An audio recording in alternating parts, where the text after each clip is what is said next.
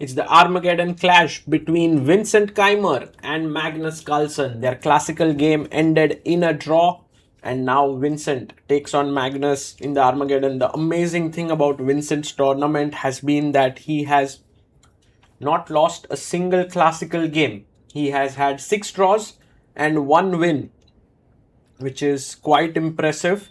But in the Armageddon, he has not had a single win until now. So this will be something that he'll try to change in this one. But he's facing Magnus Carlsen, which is not at all an easy proposition to go and win here. But let's see what happens. Vincent is with the white pieces. He's in a must win. Draw would mean that Magnus goes and gets that half point. D4. Knight comes out to F6. C4. E6. Knight to F3. D5. Knight C3.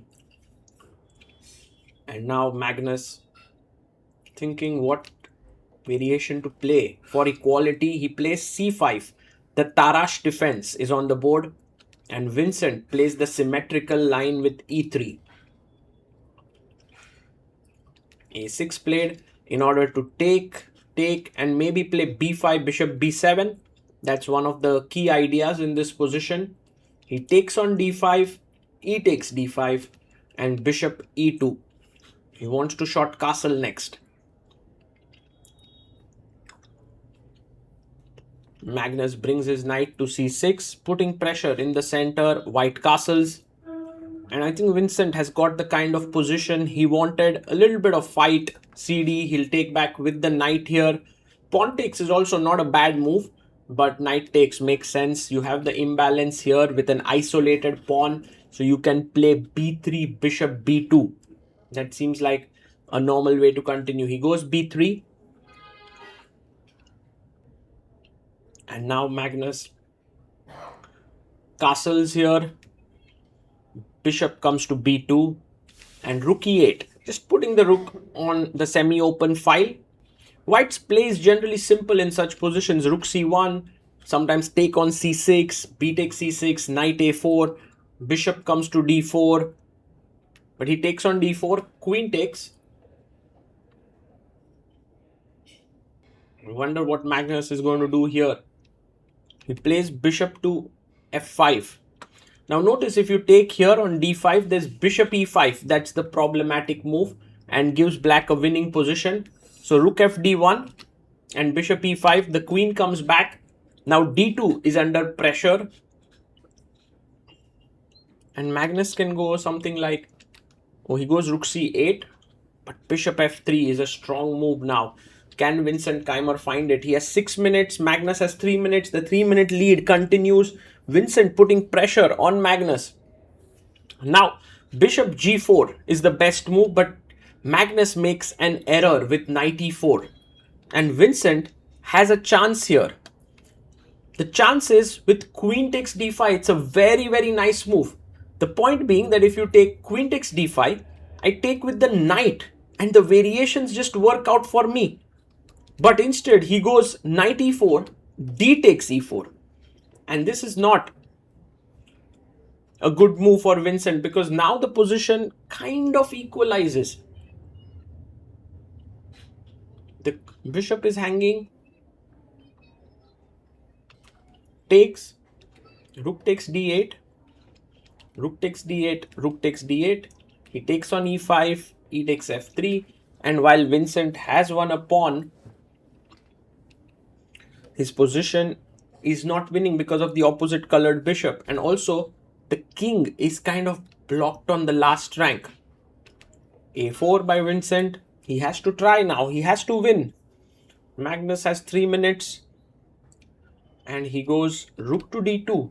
Notice how the last rank is defended by the bishop here.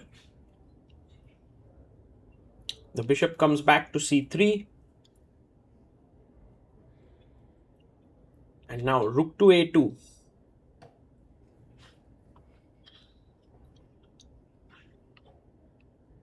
A5 pushing forward. F6 to bring the king in. And for Vincent Keymer, this is a tough position. how do you get your king out? F4, F3, that might be one way to play. King F7, B4 played. And now pawn to G5. He pushes his pawn forward. Bishop D4. With the threat, maybe there's no threat. There's no check. I mean, the last rank is just so weak that the rook cannot get ever active. Rook E2.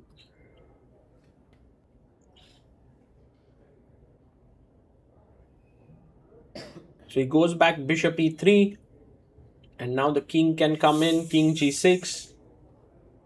It's a very weird kind of a drawing mechanism that Magnus has built up. I wonder what the king is doing on H1. Not sure. He goes H6. And rook G1. But even if he comes to G3, I have check. So that doesn't work. King F7. Magnus is waiting. He's asking Vincent to show his cards. But Vincent doesn't really have any cards. Rook D1. Maybe just King G6 back. King G1. He comes back. King F7. And for Vincent to win, he has to play something with his F pawn. Maybe F4. He goes Bishop D2. Taking away the E1 square. King G6. Bishop C3 played. But how is this helpful? In fact, Magnus can continue his strategy, but he goes G4. And G4 takes. E4 is hanging. G4 is hanging. So he takes back. He takes rook E4. If F3, you have rook E3 attacking the bishop and the pawn.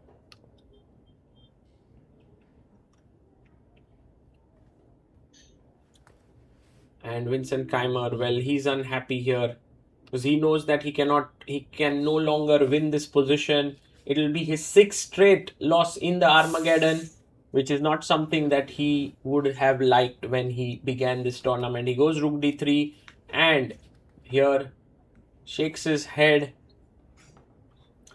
This is a draw that has happened here, and Magnus scores a win and moves ahead on the table. I want to draw your attention to this position because here was a very important moment. Vincent simply took here, and then the game ended in a draw. As we saw, it was very difficult for Vincent to make progress. But in this position was a very complicated calculation, and Vincent, having 6 minutes, if he knew that something existed here, could have found it. First, the queen is attacked. So you do calculate queen takes d5. Now, two possibilities. One is to take the queen. The other is to take the knight. Imagine that you take on the knight first. Knight takes c3 is one option. Then here I take queen takes d8. Now there are no checks in between. I simply take it back. So you take back, let's say rook e d8. I will simply take the rook and play bishop c3 and rook c3. And there's no back rank mate, so I'm a pawn up. I mean rook d2, I have a4, and white is clearly pressing for a win. Okay, now let's go to knight c3 does not work. If you take bishop c3, I can simply go queen takes f5. This is very nice because now I attack your queen. And even if you play bishop b2 with the hope that this is hanging, I'll simply take here, check, and I can drop back my rook to d1, and I'm simply winning here as white. So bishop c3 also does not work, which means that queen takes d5 becomes the most natural move in this position. And this is where the calculation becomes a bit intense. Knight takes.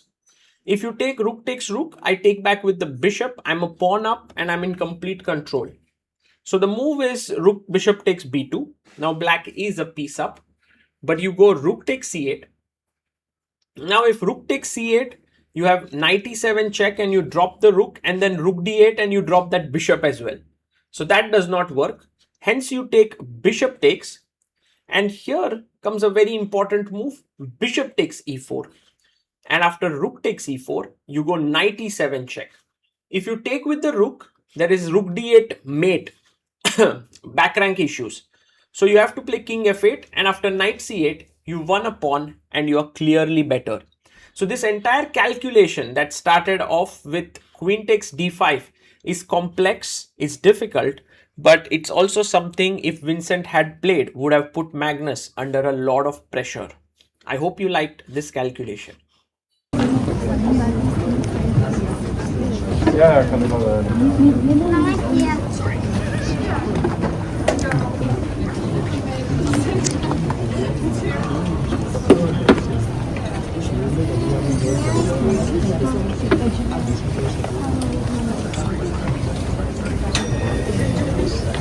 Thank you.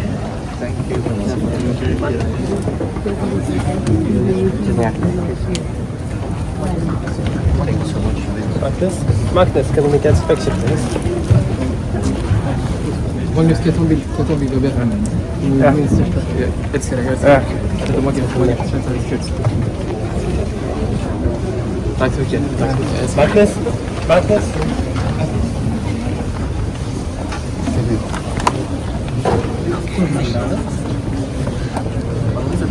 Thank you.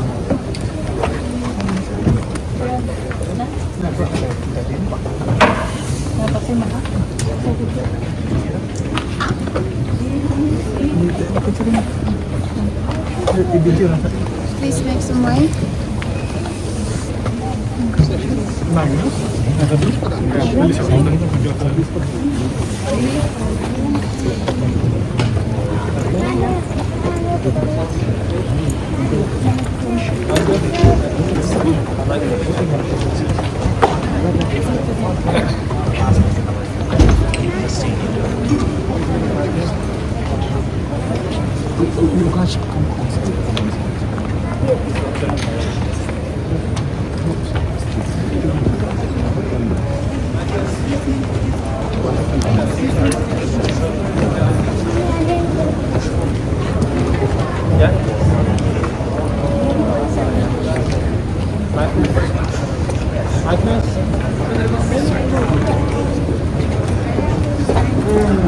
Thank you. Thank you. Thank you.